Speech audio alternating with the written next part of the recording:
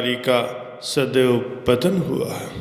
अहंकार चाहे किसी भी चीज़ का हो, धन का हो, बल का हो, तप का हो, ज्ञान का हो, एक न एक दिन उस अहंकार का विनाश अवश्य होता है। प्यारे सज्जनों, आपने अनेक ऋषियों मुनियों के बारे में सुना होगा। आज मैं आपको एक ऐसे विद्वान ऋषि के बारे में बताऊंगा जिसका लोहा हर किसी ने माना। मैं बात कर रहा हूँ महाविद्वान ऋषि अष्टावक्र की, जिन्होंने अल्प अवस्था में ही अनेक दंभी आचार्यों का अभिमान चूर चूर कर दिया था। प्यारे सज्जनों, दीनहीन अवस्था में दो भिक्षु, जिनमें एक ऋषि अष्टावक्र जी थे जो कि शारीरिक रूप से विकलांग थे, उन्हें लाठी का सहारा लेकर चलना पड़ता था। और उनके एक साथी किसी आश्रम के द्वार पर पहुंचते हैं और द्वारपाल से पूछते हैं, हम आचार्य बंदी को ढूंढ रहे हैं, मैं उन्हें शास्त्रार्थ के लिए चुनौती देने आया हूँ। संयोग से उस दिन राजा जनक भी अपने दरबारियों के साथ उसी आश्रम में आए हुए थे। द्वारपाल कहता है, ब्राह्मण पुत्रों, तुम अभी बालक हो, आचार्य बंदी को चुनौती देने के बदले किसी आश्रम में जा कर के शिक्षा ग्रहण करो। अष्टावक्र जी ने कहा, आग की छोटी सी चिंगारी भी पूरे जंगल को जलाकर खाक कर देती है। बाल पकने से कोई ज्ञानी नहीं हो जाता और न ही कुलीन होने से कोई बड़ा। ज्ञान की साधना करने वाला ही ज्ञानी होता है। इसलिए हमें भीतर जाने दो। महाराज जनक और आचार्य बंदी को हमारे आगमन की सूचना करो। महाराज जनक ने सूचना पाकर उन दोनों को अंदर आने की आज्ञा दी। लाठी का सहारा लेते हुए अष्टावक्र और उनके साथी अंदर आते हैं और जैसे ही उन दरबारियों और आचार्य के विद्यार्थियों के बीच पहुंचते हैं तो सभी उनके विकलांग शरीर को देखकर हंसने लगते हैं। ये देखकर अष्टावक्र भी बहुत जोर जोर से हंसते हैं। अष्टावक्र की हंसी देखकर सब चुप हो जाते हैं।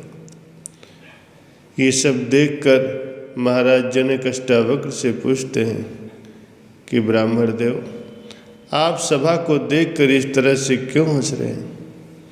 झुककर राजा जनक को अष्टावक्र प्रणाम करते हैं।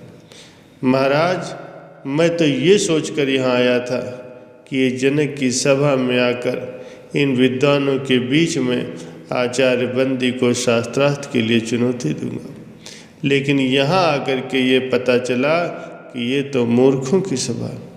मैंने अपने हंसने का कारण बता दिया। अब आप इन विद्वानों से पूछिए कि वे किस बात पर हंसे, मुझ पर या उस भगवान पर जिसने मुझे बनाया। राजा जनक खड़े होकर के हाथ जोड़ते हुए बोले, ब्राह्मण देव, मुझे क्षमा करें और इन सभी को भी अज्ञान के लिए क्षमा करें, पर मेरा आपसे निवेदन है, आप आचार्य बंदी से शास्त्रार्थ करने के लिए वयस्क नहीं हुए। आचार्य बंदी से शास्त्रार्थ करना कठिन है। उनसे पराजित होने वाले को जल समाधि लेनी पड़ती है। इसलिए आप अभी और विद्याधन करें। अष्टावक्र ने कहा, राजन, आचार्य बंदी से शास्त्रार्थ करने के लिए मुझ पर गुरु कृपा ही पर्याप्त है, और जो अमर है उसे मृत्यु का क्या भय। किसी महान उद्देश्य के लिए प्राण देना मृत्यु नहीं होती। आप आचार्य बंदी को मेरे सामने प्रस्तुत होने का आदेश दें। राजा जनक के आदेश पर आचार्य बंदी ने खड़े होकर के कहा, बड़े अभिमान के साथ, मैं हूँ आचार्य बंदी, मैं तुमसे शास्त्रार्थ करने के लिए तैयार हूँ, पर क्या तुम्हें मेरी शर्त स्वीकार है? अष्टावक्र के साथी ने कहा, एक ही बात बार बार कह करके आप हमें भयभीत करने की कोशिश क्यों कर रहे हैं?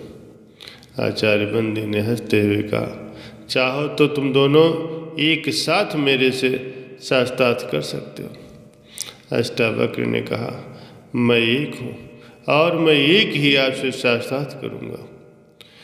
दोनों शास्त्रार्थ के लिए बैठ जाते हैं। आचार्य बंदी ने पूछा, प्रपंच क्या है? अष्टावक्र जी ने कहा, जो कुछ दिखाई देता है, जो कुछ भी है, वो सब प्रपंच है। अष्टावक्र ने कहा, जो दिखाई देता है उससे क्या तात्पर्य है? आचार्य बंदी ने कहा, जो दृष्टिगोचर है, मन और इंद्रियों का विषय, जिसे मैं स्वयं जानता हूँ, वही दृश्य है। अब आचार्य बंदी ने पूछा, जो दृष्टा है उसे कौन जानता, स्वयं को कौन देखता है? अष्टावक्र जी ने उत्तर दिया, उस स्वयं आत्मा को देखने के लिए किसी की सहायता की आवश्यकता नहीं होती। जैसे सूर्य को प्रकाश के लिए दिए की जरूरत नहीं पड़ती, वो स्वयं ही प्रकाशमान है। अब अष्टावक्र ने पूछा कि ये संसार कहाँ से आया? आचार्य बंदी ने जवाब दिया, ये सृष्टि केवल और केवल उसी से आई है। आचार्य बंदी ने कहा, उससे क्या तात्पर्य? अष्टावक्र ने कहा, वो ब्रह्म है, वो ईश्वर है, वो ही अपनी माया से संसार को रचता है और वो ही रचनाकार है, पालक है और इस जगत का संहारक है। अष्टावक्र ने पूछा कि ब्रह्म इस संसार की रचना, पालन और संहार कैसे करता है? आचार्य बंदी ने जवाब दिया कि जिस प्रकार मकड़ी अपने जाल की रचना करती है, उसी में विचरण करती है, फिर उसी को निगल जाती है, उसी प्रकार ईश्वर भी संसार की रचना करता है, उसका पालन करता है और फिर संहार करता है। आचार्य बंदी ने फिर पूछा, जीव क्या है? अष्टावक्र जी ने उत्तर दिया कि जीव आत्मा है, वो निर्विकार है, स्वयं है, परंतु अविद्या के प्रभाव में आकर के स्वयं को मन और शरीर समझ बैठता है, इसीलिए वह इस संसार का अनुभव करता है। अष्टावक्र जी ने अगला प्रश्न किया, अविद्या क्या है? आचार्य बंदी ने कहा, अन आत्मा को आत्मा समझना, निर्विकार को विकार युक्त समझना और इस संसार को ही सच समझना अविद्या है। आचार्य बंदी ने फिर पूछा, विद्या क्या है? अष्टावक्र जी ने जवाब दिया, आत्मा का ज्ञान विद्या है। सा विद्या या मुक्त है, वह जो हमें सारे दुखों, पीड़ाओं, बंधनों, अज्ञान, भ्रामक कल्पनाओं से मुक्ति दिलाए, वही विद्या है। जो हमें द्वैत के भाव से, हम दो हैं के विचारों से, तुम और मैं के भेद से मुक्ति दिलाए, वो विद्या है। विद्या दृष्टि देती है, जिससे मनुष्य अपने ब्रह्म स्वरूप को पहचान सके। अष्टावक्र जी ने अगला सवाल किया, ब्रह्म को जानने की प्रक्रिया क्या है? आचार्य बंदी ने कहा, ब्रह्म को जानने के दो मार्ग हैं। पहला मार्ग ये जानना कि ब्रह्म क्या नहीं है, जो ब्रह्म नहीं है उसका निषेध करना, सब नाम, गुण, रूप, सदोष और परिवर्तनशील वस्तु का निषेध कर निर्विकार को जानना। दूसरा मार्ग है सत्य का, उसे वैसा ही पहचानना, वह अस्तित्व रूप है, जिसके बिना संसार का अस्तित्व ही नहीं, वो ब्रह्म ही है। इसीलिए मैं भी ब्रह्म हूँ, तुम भी ब्रह्म हो, हम सब ब्रह्म ही हैं। इसीलिए सारा संसार ब्रह्म रूप है। अष्टावक्र जी ने फिर कहा, ब्रह्म को कैसे जाना जा सकता है? आचार्य बंदी ने जवाब दिया, ब्रह्म को सही सामाजिक व्यवहार के द्वारा, आध्यात्मिक चिंतन के द्वारा, ध्यानपूर्वक सुनने, नित्य अनुभवों पर विचार करने, निष्कर्षों पर मनन करने से और समाधि में जाकर के जाना जा सकता। आचार्य बंदी ने फिर पूछा, ब्रह्म ज्ञानी के क्या लक्षण हैं? अष्टावक्र जी ने जवाब दिया, यदि कोई दावा करता है कि उसने ब्रह्म को जान लिया तो वो ब्रह्म को नहीं जान सकता। ब्रह्म को जानने के साथ ही ब्रह्म को जानने का अहंकार जो होता है वो मिट जाता। आचार्य बंदी ने कहा, क्या उसे तर्क से जाना जा सकता है? अष्टावक्र ने कहा, नहीं, पर तर्क सहायक हो सकता। अष्टावक्र ने पूछा, क्या उसे प्रार्थना और भक्ति से जाना जा सकता है? आचार्य बंदी ने कहा, नहीं, परंतु प्रार्थना और भक्ति सहायक हो सकती। आचार्य बंदी ने फिर पूछा, क्या उसे योग और मनन से जाना जा सकता है? नहीं, योग मनन सहायक हो सकते हैं। शास्त्रार्थ का अंत न होता दिखाई दे रहा था, दोनों एक दूसरे पर भारी पड़ रहे थे। अचानक बंदी को ये नहीं सूझा कि अष्टावक्र के प्रश्न का क्या उत्तर दे। वे मौन हो गए। अष्टावक्र जी ने कहा, आचार्य उत्तर दें। इस पर भी आचार्य बंदी के शांत रहने पर सभी अष्टावक्र की जय जयकार करने लगे। उनके गले में फूलों की माला पहनाई गई।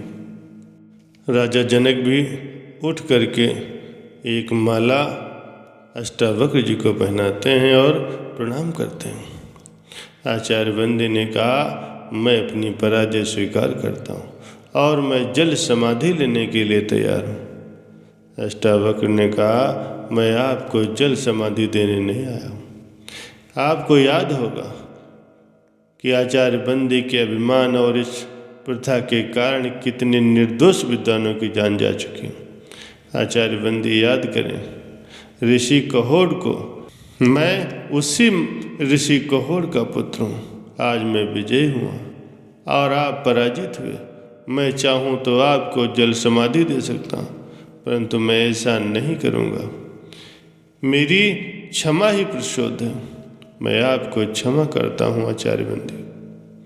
आचार्य बंदी रोते हुए बोले, प्राण लेने से भी बड़ा दंड दिया है तुमने मुझे, मुझसे बड़ा पाप हुआ है। पश्चाताप की आग से बड़ी कोई आग नहीं होती आचार्य बंदी। हर दिन इस आग में जलना और पवित्र होना, यही आपका प्रायश्चित है। शास्त्र को कभी शस्त्र न बनाओ। महाराज, शास्त्र जीवन का विकास करते हैं, शस्त्र जीवन का विनाश करते हैं। जितना पुराना है हिमालय, जितनी पुरानी है गंगा, उतना ही पुराना ये सत्य भी है कि हिंसा से कभी भी किसी ने किसी को नहीं जीता है। सभी उठकर उनको प्रणाम करते हैं और अष्टावक्र वहाँ से प्रस्थान कर जाते हैं। प्यारे सज्जनों, हमें इससे ये सीख मिलती है कि कभी भी किसी भी चीज़ का अहंकार नहीं करना चाहिए। साथ ही साथ हमारे साथ भले ही किसी ने बुरा व्यवहार किया हो, पर हमारी सच्ची जीत है उसे क्षमा करने में, न कि दंड देने में।